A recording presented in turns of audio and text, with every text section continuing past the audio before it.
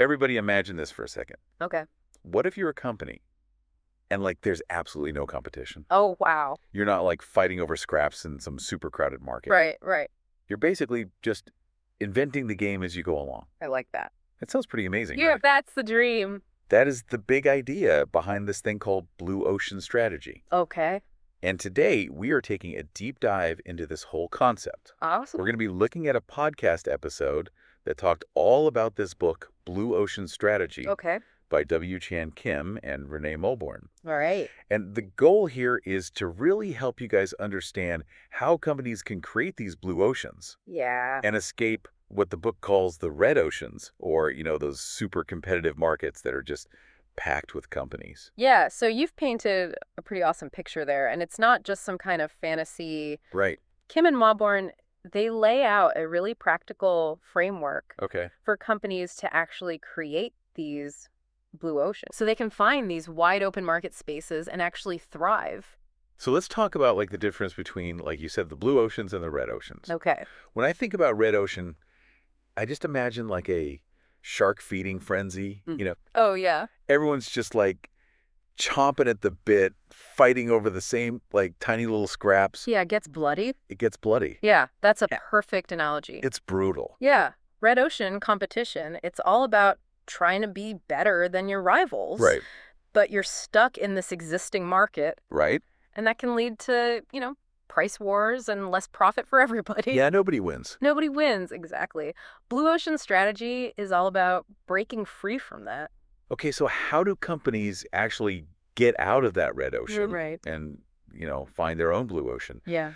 The podcast episode gave some really good examples, Okay. like Cirque du Soleil. Oh, yeah. They totally like blew up the whole circus experience. For sure, for sure. Like it wasn't even a circus anymore. Yeah, they didn't even try to compete with those like traditional circuses, Yeah. like offering just slightly cheaper tickets or adding a few more clowns. Like, oh, we have one more clown than the other circus, come to us. Exactly. They thought way outside the box. Yeah. And they created a whole new experience. Right. They brought in artistry theater, acrobatics, and it appealed to a totally different audience. Totally. And like a higher class of audience as Yeah. well. For sure. And then there's Netflix. Oh, yeah. Going from mailing DVDs to just streaming whatever you want on demand. That changed everything. That was huge. Think about what they got rid of. Yeah. Late fees. Wow. Going to the store to pick out a movie. Yeah. Having to choose from a limited selection. Yeah. They just made everything about watching movies so much easier. Totally. And in the end, they created a whole new way for people to consume entertainment. It's like they invented a new thing. Pretty much. And another example from the podcast Uber. Yeah. They didn't just try to make taxis a little bit better. Right. They completely reimagined what transportation could even be. Exactly. And they used technology to do it. Yeah. Like instant bookings, GPS tracking. Right. You don't have to use cash driver ratings. Yeah. They created a system that was so much easier to use, Yeah. more convenient, and honestly safer than traditional taxis. Way safer. Yeah. And more transparent. Yeah. You know exactly how much it's going to cost. Totally. Where you go, who's picking you up? It makes you wonder how taxis even lasted so long. I know, right? It makes you think like, all right, so all these companies found their blue ocean, Right. but like, how do you actually find a blue ocean? Yeah, that's the question, isn't it? Like, it's not like they just appear out of thin air. No, it takes some work. So how do you do it? Well, that's where the 4 actions framework comes in. Okay. This is like the key tool in blue ocean strategy. Right. And it's all about asking the right questions to figure out where your blue ocean might be. All right. I'm ready. Let's hear it. Okay, so the first action is eliminate. Okay. You have to ask yourself, what are all the things that everyone in the industry just assumes are necessary? Okay. And can we get rid of them? Interesting. Like Cirque du Soleil, they got rid of animal acts. Oh, right. And they didn't focus on having big name performers. Okay. And that saved them a ton of money. Yeah. And it also made their shows really different. So it's not just about adding new things. Yeah. It's about getting rid of the stuff that doesn't matter. Exactly. Okay, what's the next action? The next one is reduce. Okay. So you got to look at what factors can we make way smaller than everyone else in the industry. Okay. Think about Netflix again. Okay. They reduced the time it takes to watch a movie, Mm-hmm. and they got rid of the limitations that come with physical stores. Yeah. Like you can only have so many DVDs on the shelves. Right. But with streaming, you can have practically unlimited choices. Makes sense. And Right. Uber reduced the time you have to wait to get a ride Exactly. compared to like hailing a taxi. Way fast. Okay, so we've got eliminate and reduce with the last two. All right, so number 3 is raise. Raise, okay. You have to ask, what are the things we can do way better than everyone else? Gotcha.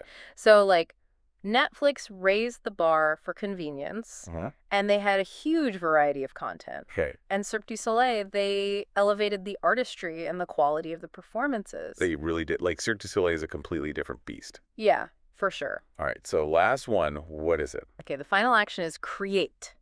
Create, right. What can we bring to the table that no one else has even thought of? Interesting. So think about Uber with their real-time tracking Oh, yeah. and their transparent pricing. Yeah. Those were totally new ideas in the world of transportation. It's like a recipe for inventing something totally new. Yeah, it is. But here's a question that I keep thinking about. Yeah, Isn't it kind of risky to try to create a blue ocean? it can be. What if you create something amazing and nobody wants it? Oh, yeah, that's a valid concern. He spent all this time and energy, and then, poof, it just goes nowhere. Right, and that's something that Kim and Mauborgne talk about in the book. Okay. They say that it's super important to do your research Okay. and test your ideas before you go all in. That makes sense. So you don't just jump into the unknown. Yeah. You plan things out carefully and try to minimize the risks as much as you can. So it's not just about being super creative. Right. It's also about being strategic Exactly. and making sure that your idea actually has some legs to stand on. Yeah, you got to make sure people actually want what you're selling. Yeah, and that's smart because you don't want to put all this effort into something that nobody's going to buy. For sure. So it's a combination of creativity, strategy, and research. Yeah, you need all 3. And this applies to everyone, right? Yeah, definitely. It's not just for huge corporations. Right. It's for small businesses, Yeah. entrepreneurs, even just regular people who want to get ahead in their careers. You go. Like I'm sitting here thinking about my own blue ocean. Yeah. Like what skills do I have that I can combine to do something new? Right. What makes you unique? What problems am I really passionate about solving? Yeah, And this could change the game for everybody, not just businesses. totally. So what's your blue ocean? Good question. We've given you the framework and hopefully a little inspiration. Hopefully. Now it's your turn to go out there and explore those uncharted waters. Good luck, everyone. Thanks for joining us for this deep dive into blue ocean strategy. It's been fun. And remember, don't just compete. Nope. Create. Create your own blue ocean. See you next time.